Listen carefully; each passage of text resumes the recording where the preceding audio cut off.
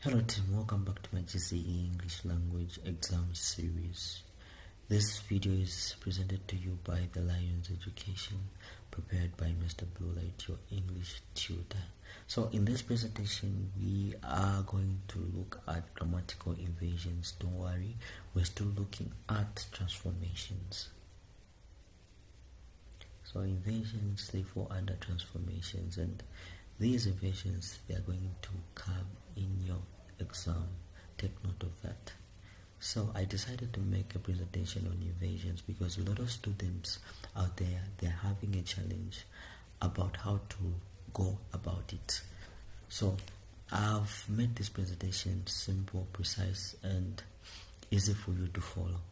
If you happen to have any questions at the end, you're free to text me on WhatsApp using that number on your screen. So in your GCE examination, sentence transformation structure frequently test invasions, and this is a formal way of rewriting a sentence where you start with what? A negative word, forcing the auxiliary verb to move in front of the what? Of the subject. You can forget about the rest of the sentence, but I want us to look at these three things here. These three things here that I'm about to tell you, this is what defines an invasion kind of a sentence. So we say an invasion usually starts with a negative word. After a negative word, you introduce the auxiliary verb, which is a helping verb. After you introduce that helping verb, you introduce now a subject. Just three things. This is how it starts. It starts with a negative word. Immediately after a negative word, you put the helping verb. After a helping verb, you include what? A subject. Take note of that. As simple as that. That's how you start writing an invasion. Okay, let me give you a core strategy to make it easier for you to follow. Okay, so this is a core strategy. And this core strategy, a lot of pupils, a lot of students, they've been using it, and it has proven to be helpful and very much simple and easy to follow. So this is a core strategy that I call the question trick. So this core strategy, I want us to think of an invasion sentence to be a normal sentence, but in that normal sentence there is a question hidden inside it. Let's just think of that way. So what do I mean when I say that? When we start a sentence, we know to say an invasion kind of a sentence starts with a negative phrase. After a negative phrase, there's a helping verb, which is auxiliary verb. After a helping verb, there's what? Subject, just like we discussed from the previous what slide there. So now let us look at this. Here we've got examples. Here are the examples of what? Negative phrases. We have seldom, hardly, or no sooner. No sooner is the example of a negative phrase. Hardly is a negative phrase. Seldom is a negative phrase. So you can either start with this to write your invasion, or you can either start with this to write your invasion, or you can either start with this, no sooner. And a lot of students have got challenges when it comes to this kind of invasion, no sooner kind of a sentence. But don't worry, that difficulty is normal because I'm here and I'll make it easier for you. So once you write this as a first word, after that we discuss that you introduce what? A helping verb. A helping verb. I'll give examples of a helping verb in the next slide. After a helping verb you've included, you add what? A subject. A subject can either be any person. John can be a subject. Princess can be a subject. Okay, so since this is our core strategy, now let us expand this idea for us to be able to follow it very well and understand. So here is the expansion of our core strategy. Here is our expansion of our core strategy. So I've given you 3-step transformation rule you can use as you are writing the invasions. So the first step is start with the negative weight. Remember, always as you are writing an invasions kind of sentence, you start with what? A negative weight. And here are other examples given here, but there we were given no sooner to be one of the examples,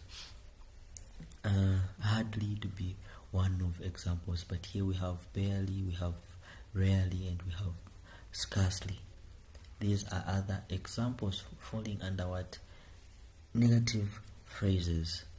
After you start with this one, you include what? Remember, a verb, a helping verb, the auxiliary verb. When you include that auxiliary verb, here are the examples of auxiliary verb. You might be asking what are auxiliary verbs? These are examples of auxiliary verb or helping verbs. So words like had, does, did. So remember the nature of these verbs or these words. As you can see, you can be able to tell that these words, they are used whenever you are starting to write a question kind of sentence. I can use did to write a question. I can use was to start writing a question. I can use does to start writing a question. I can use had to start writing a question. For example, does she go out during weekends? For example, I can choose to go with did. Did she talk about that? And so on and so forth. Whichever example you can use, starting with what? One of these words. Okay, so immediately this word is supposed to be put immediately after what? After the negative word. So we're talking about after you've, for instance, let's say let us get rarely as a negative word, and then we get had. Let us get had in this case. So rarely, had. So these two, you've already started writing your invasion kind of a sentence, and it is correct. If you just put it that way, you are good to go. But remember, there are principles that's supposed to be followed. There are rules that's supposed to be followed here. You don't just pick any kind of any strong negative key phrase or word here and pair it with any helping verb here. It doesn't work like that. There are principles to be followed, and I will show you how it is done. So after you've done this, the last step you're going to do is just follow with the action linker. What is the action linker? The action linker, these are correlative conjunction kind of words.